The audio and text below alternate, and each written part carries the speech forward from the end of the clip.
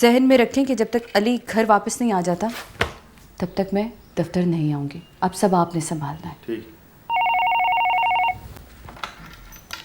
जी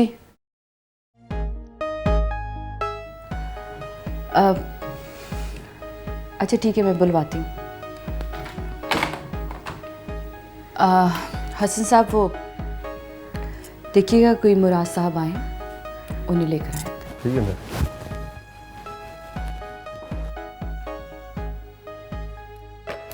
मुराद यहाँ क्यों आया?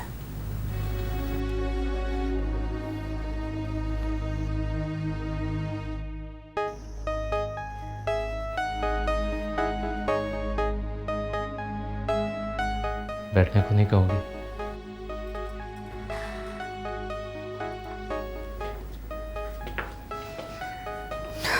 बैठो।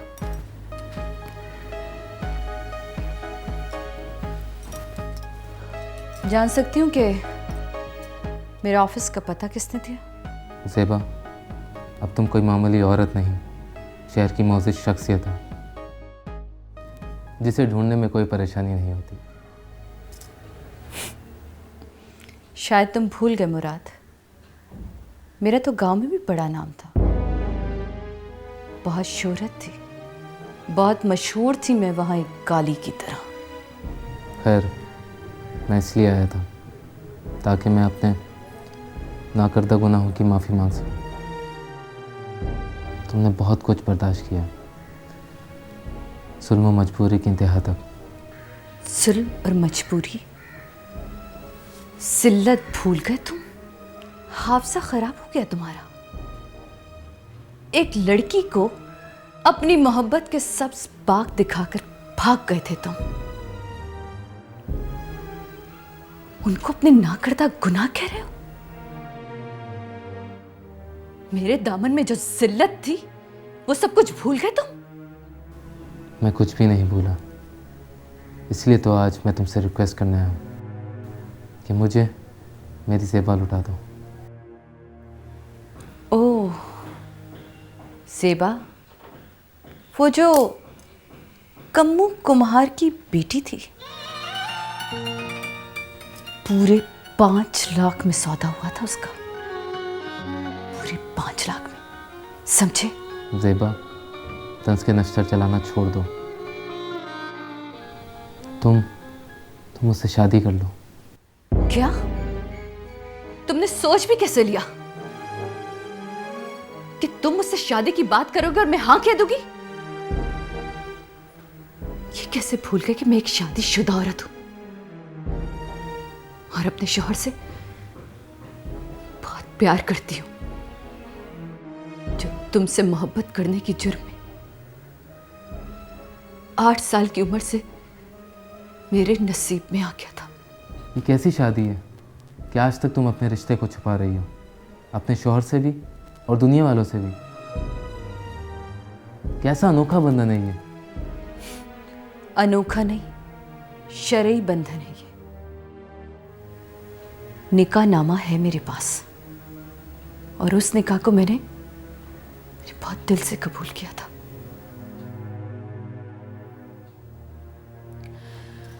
और वैसे भी मिस्टर, ये कोई लव स्पॉट नहीं है जहां तुम अपनी रूठी हुई प्रेमिका को मनाने के लिए आए हो। मेरा दफ्तर है, जा सकते हैं आप। ठीक है, मैं जा रहा हूँ, लेकिन ये याद रखना, मैं बेवफा नहीं हूँ। मैं बेवफा होता तो आज मेरा भी कोई घर होता। तुम्हारी याद में अपनी जवानी का खूबसूरत हिस्सा न बर्बाद करता।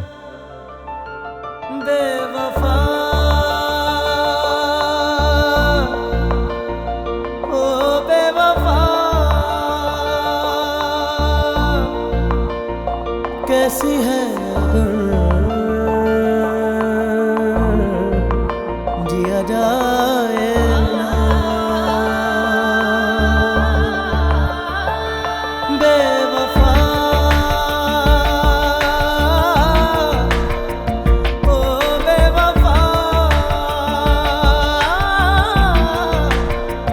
कैसी है अगर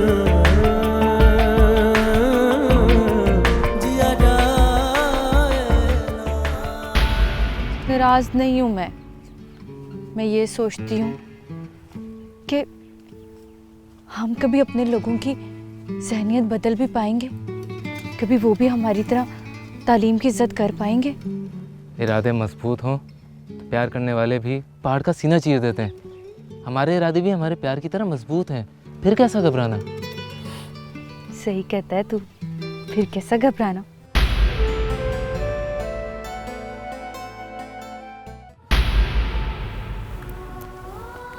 पता है मुराद, मेरे को बहुत डर लग रहा है। तू जा रहा है ना, ऐसे लग रहा है जैसे जैसे कोई अनहोनी होने वाली है। जैसे जैसे अल्लाह ना करे हमारे प्यार को ना किसी की नज़र लग जाएगी। मुराद पागल हो गई ज़ेबा, हमारे प्यार की तरफ कोई बदनज़र नहीं उठ सकती। और वैसे भी ये तो हमारे नसीब में अल्लाह ने लिख ही दिया है, और नसीब के लिखे को कोई नहीं बिगाड़ सकता। लेकिन तू तो जानता है ना अम्मा को कैसे कैसे ताने देती है, वो कैसे कोसने देती है। पर वो भी क्या करे, गांव की किसी गली मोहल्ले से गुजरती हूँ तो हर कोई मुझे मुराद मुराद की आवाज़ें लगाता है। तू फिक्र नहीं कर, एक दिन सब मुंह बंद हो जाएंगे। बस अब कुछ ही दिनों की तो बात है। हाँ मुराद, देख लेना एक दिन ना सबके मुंह बंद हो जाएंगे। लेकिन मैं तुझे कह देती हूँ, अगर तूने मुझे वहां जाके चिट्ठी नहीं लिखी ना तो फिर तेरा मेरा झगड़ा हो जाएगा।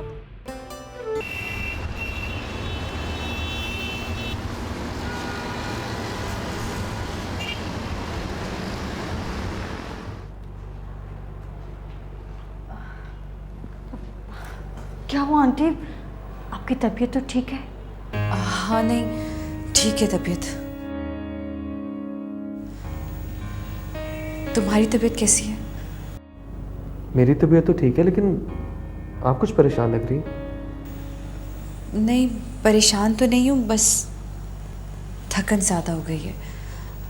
बात हुई तुम्हारी डॉक्टर से? जी बात हुई है, डॉक्टर ने मुझे व्हील चेयर पर बाहर जाने की इजाज़त दे दी है। प्लीज़ मुझे कहीं बाहर ले चलें। अच्छा मैं चलती हूँ, अब कल तुम्हारे लिए कुछ खाने के लिए लाऊंगी। हाँ, खुदा हाफिज़।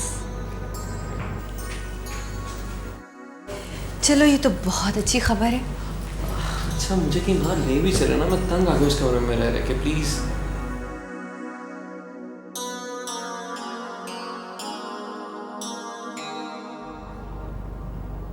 ऐसे क्या देख रही? देख रही थी कि तुम वाकई बिस्तर पे लेटे लेटे मोटे हो गए।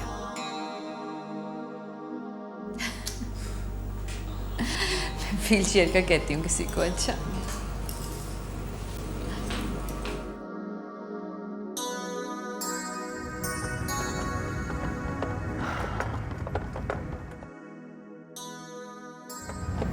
खुली फिजा में सांस लेकर कितना सुकून मिल रहा है। आज़ादी भी कितनी बड़ी नेमत है। हाँ अली, आज़ादी वाकई बड़ी नेमत है, वरना कभी कभी तो इंसान अनदेखी जंजीरों में ऐसा जकड़ जाता है कि सीने में आती जाती सांस भी रुकती हुई महसूस होती है। ऐसी जंजीरों को तोड़ देना चाहिए। अपनी सांसों को जकड़ना अपने साथ जुल्म करना है। अरे मुराद आओ। अली ये मुराद है, मेरी अजीज़ तरीन दोस्त रानी के भाई। ये अली है, कल मैंने बताया था ना आपको इसके बारे में। क्या बता दिया था आपने मेरे बारे में? मैंने ये बताया था कि अली मेरी ज़िंदगी में वो है कि अगर वो ज़ख्मी है तो मुझे लगता है मेरी रूह ज़ख्मी है। अली, अल्लाह आपको जल्द से एहतियात करे। मुराद साहब, मैं आज जो कुछ भी हूँ सिर्फ परी की वजह से। क्यों परी? ये परी का क्या मतलब हुआ? एक्चुअली इन्हें मेरा मामा कहने से ज़्यादा परी कहना पसंद है। नहीं ज़ेब, बुरी बात है। रिश्तों के नाम बदलने से उनके माने ही बदल जाते हैं। तुम भी अपना और अली का रिश्ता ना बदलो। खामखा धोखे में रहने से फ़ायदा।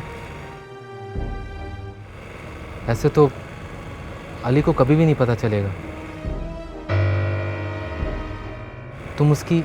अरे मुराद साहब, आप भी उलझे रिश्तों की डोरें क्यों सुलझाने लग गए? खैर, वैसे भी हम लोग 2 दिन के बाद हॉस्पिटल से जा रहे हैं और मेरा ख्याल है रानी की भी छुट्टी हो जाएगी, तो आप घर ज़रूर आइएगा। जी मैं ज़रूर आऊँगा।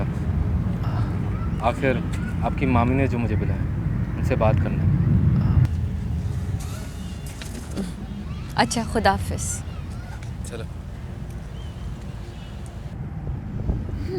फरीब, इन्हें मामी ने क्यों बुलाया? क्या बात करनी है इन्होंने उनसे? पता नहीं, फिलहाल तुम्हें आराम करना है। चलो।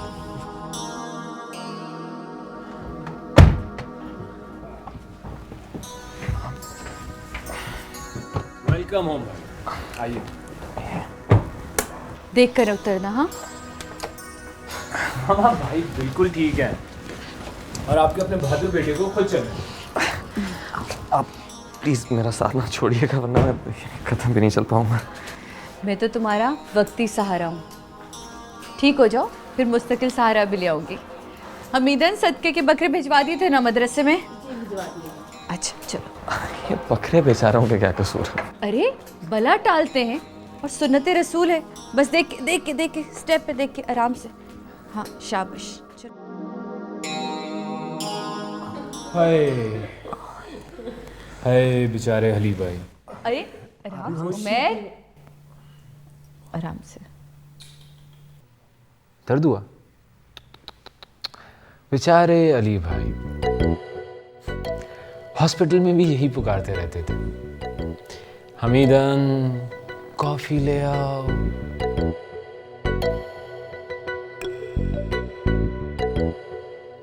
हमीदन कॉफी ले आओ।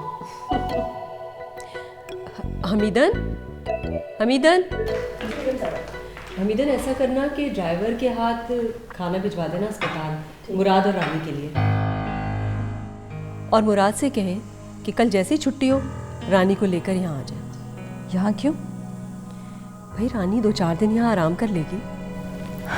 मामी, उनकी यहाँ कोठी है, नौकर चाकर है, किसी चीज़ की कमी नहीं उन्हें सिर्फ खाना भिजवाना और बस।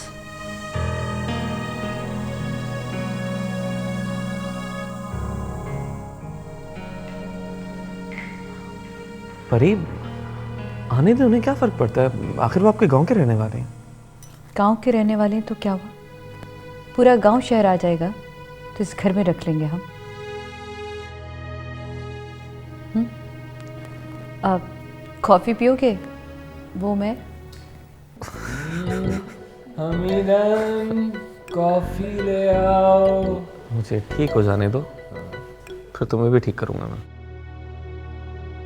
फैसले की घड़ी तो अब आई है, अली या मुराद।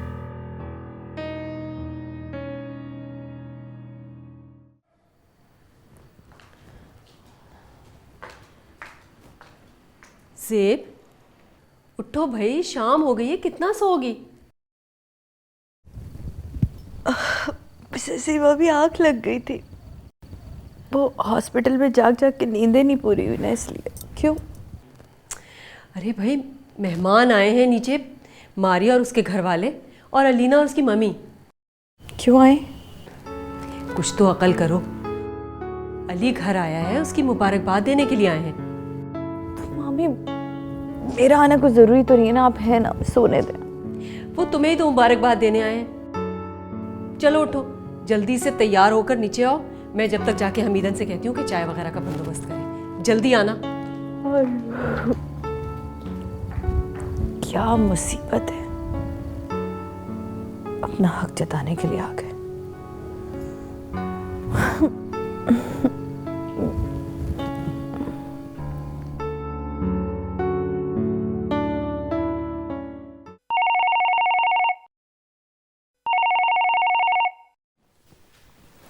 हेलो, कौन? हाँ मुराद बेटा, वालेकुम सलाम, कैसे हो? हाँ बेटा, मेरी भी यही ख्वाहिश थी कि ऐसा हो जाए। अभी तुम्हें इंतज़ार करना होगा। मेरे लाख समझाने के बावजूद भी ज़ेब अली की शादी की तारीख आगे करने को हरगिज़ तैयार नहीं है, और मैं इस मौके पर उसे प्रेशराइज़ नहीं करना चाहती। तुम्हें तो पता ही है कि इस शादी के लिए उसे कितने इम्तिहानों से गुजरना होगा।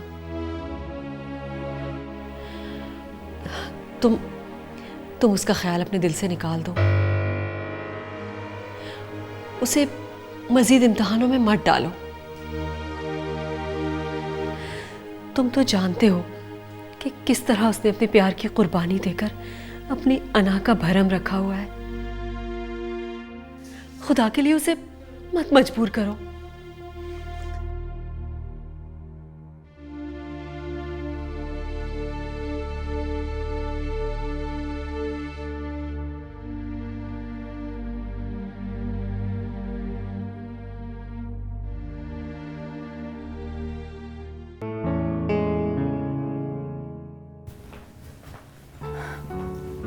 Good morning. अब कैसा फील कर रहे हो अली? काफ़ी बेहतर। हमीदन, गाड़ी में सामान रखवाओ, मुझे फ़ौरन ऑफिस के लिए निकलना है। बीबी गर्मा गर्म चाय। अरे भाई तुम 2-4 दिन आराम कर लेती, हॉस्पिटल की थकानी उतर जाती। अब तो अली की शादी के बाद ही आराम करूँगी। वैसे भी दिन ही कितने रह गए। और हाँ, मैंने दफ्तर के सारे वर्कर्स को शादी के दिन के लिए छुट्टी भी दे दी है। आज ही ब्रीफ करना है, बस आज जाने दें, फिर कल से तो छुट्टियाँ ही छुट्टियाँ। भाई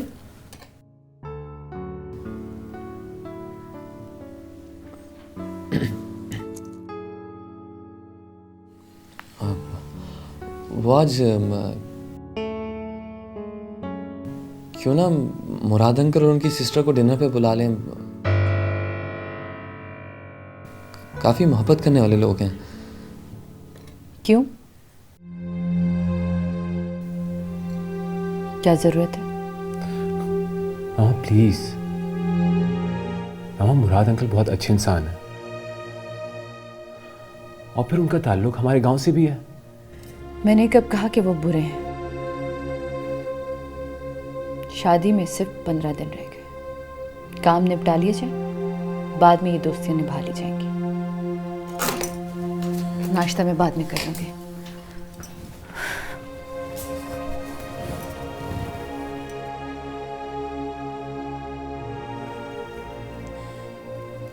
ये तुम दोनों को क्या सूझी? इधर देखें नाना, आपका मसला ये है कि आपकी आंखें आपके अल्फाज का साथ नहीं देती। क्या आप नहीं चाहती कि मुराद अंकल यहाँ आए? तुम दोनों कहना क्या चाहते हो? खुलकर बात करो। मेरे दिमाग में इतना जोर नहीं है कि मैं तुम लोग की पहेलियां बूझती रहूं। नानो, आप जानती हैं कि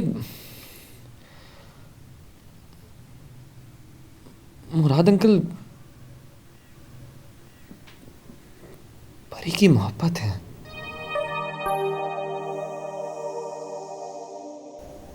पहली मोहब्बत, लेकिन हालात ने उन्हें हमारे बाप की बीवी बना दिया, हमारी माँ बना दी। अब बस, अब चुप हो जाओ। मैं इस मौजू पर कोई बात नहीं करना चाहती। लेकिन आपको बात करनी होगी नानो। परी ने हमारे लिए इतनी कुर्बानियां दी हैं, अब हम उनकी खुशियां लौटाना चाहते हैं। तुम खुशियां लौटाओगे ज़ेब की? नहीं, तुम ज़ेब को कोई खुशी नहीं दे सकते, इसलिए कि क़यामत लाना इंसान के बस में नहीं, और दरिया को उल्टा चलाना भी इंसान के बस की बात नहीं। क्या ये इतना नामुमकिन है नानो? इससे भी ज्यादा। और आइंदा ज़ेब के सामने किसी गुमशुदा खुशी का जिक्र मत करना, समझे तुम लोग?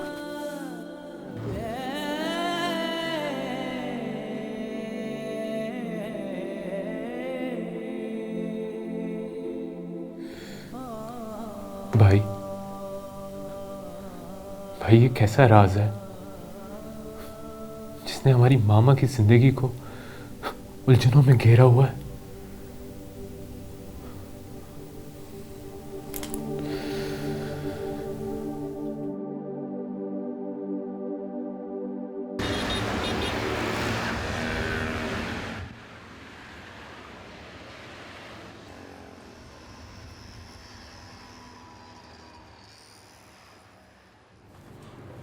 अस्सलाम वालेकुम मुराद अंकल।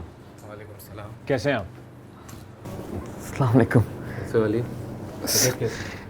काफ़ी बेहतर अब तो।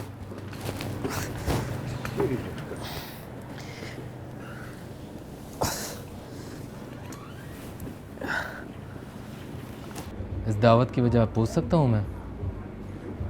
मुराद अंकल, आपने बिल्कुल सही अंदाज़ा लगाया। लंबी चौड़ी बातें करने से बेहतर है कि हम अपने मौजू पे बात करें, जिसके लिए हमने आपको यहाँ आने के लिए तकलीफ़ दी है। अंकल, आप हमारी परी को बचपन से जानते हैं।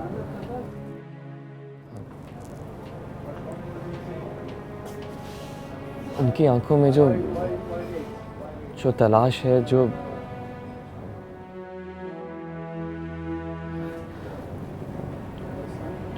गुमशुदा मोहब्बत है, उसकी वजह आप है ना? ज़ेब एक मशरिकी औरत है, खालिस पाकिस्तानी। वो औरत जो शादी से पहले किसी को पसंद करती है तो दिलो जान से, और अगर वो किसी और की बीवी बना दी जाए तो शादी के बाद वो सिर्फ और सिर्फ अपने शौहर को पूछती है। अली, शायद तुम्हें इस सच्चाई का इल्म नहीं, मगर शादी से पहले तो वो आपसे मोहब्बत करती थी ना अंकल? और ये भी सच है ना कि आपने अपनी मोहब्बत में नाकामी के बाद आज तक शादी नहीं की। उनसे बिछड़ने के बाद आज तक आपको सिर्फ उनकी तलाश थी।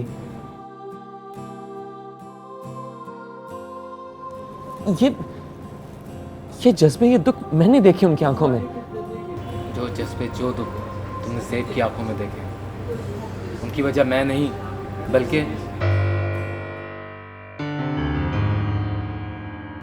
जाने दो अली, जाने दो। अली, पहले अपनी आंखों में वो सलाहियत पैदा करो जो ज़ेब की आंखों में सच्चे अधूरे सपने और दुख को समझ सके। और जब तुम इन नाकाम आरज़ू को पहचान लोगे तो शायद तुम्हें इंसाफ करना आ जाए, और शायद ज़ेब को उसकी रूठी हुई खुशियाँ मिल जाएं।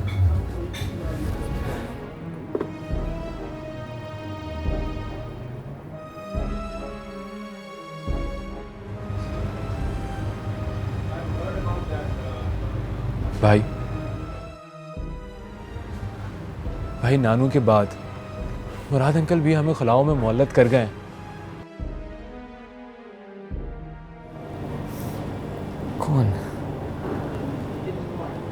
कौन बताएगा कि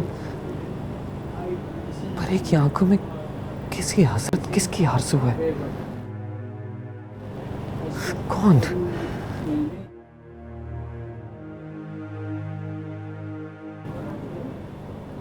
इस सवाल का जवाब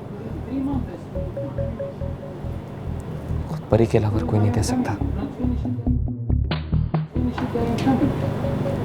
कोई नहीं।